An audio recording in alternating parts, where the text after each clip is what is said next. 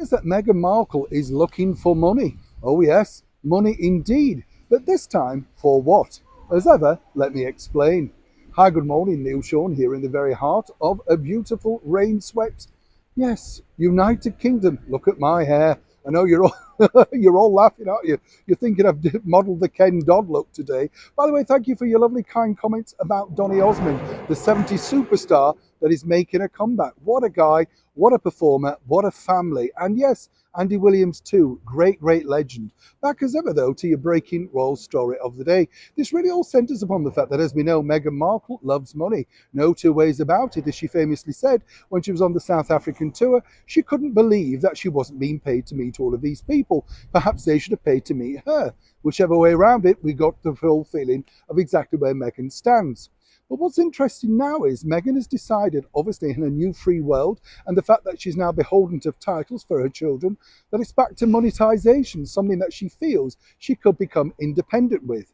That's right, a little, well, shall we say successful blog called The Tig. Now, you may laugh at this, but a lot of people would like to be associated with that particular blog, and let me explain the reasons why.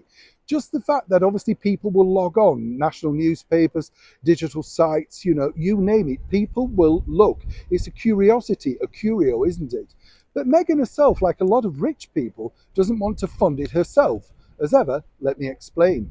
You see, when you're rich, what you do is you look for a backer, someone with a lot of money. You decide that if they decide to fund it for you, then more importantly, they can use, or you could, should I say, use their money to make sure that you can launch the platform internationally. Lots of micro celebrities have done this, and Meghan herself has decided that this simply is the way forward.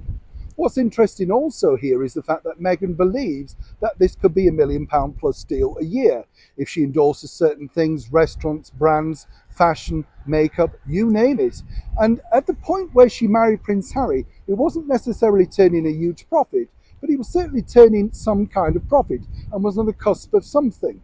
Now, the bottom line is, of course, if she does that, as we told you previously in an interview with a previous video, should I say, regarding the Duchess of York and her selling her books internationally through US TV chat shows, she sees nothing wrong with that. She could still bill herself as Meghan, Duchess of Sussex. But the thorny problem next is, how on earth does she get someone to pay her to make sure that she can fund this very expensive blog? It's not cheap to run it. Platforms need to be paid for, filming, digitization, and of course, a small team of staff. Seemingly, though, the staff at Archewell are way too busy dealing with all those charitable events that Meghan and Harry like to become simply involved with. But moving forward for now, that is Meghan's brand new idea for making money. But if you're an investor, a backer, or simply an incredibly rich person, then perhaps Meghan's hoping at some point you may reach out to her. Lots of people have already speculated that she's managed to cozy up with certain billionaires previously, and this, according to a very good source, was the reason. She was simply looking for someone to make sure, allegedly, that they could fund the new concept, the new move forward in the Meghan Markle story. As ever, when I know more, you'll know more. Neil Sean in the very heart of the United Kingdom.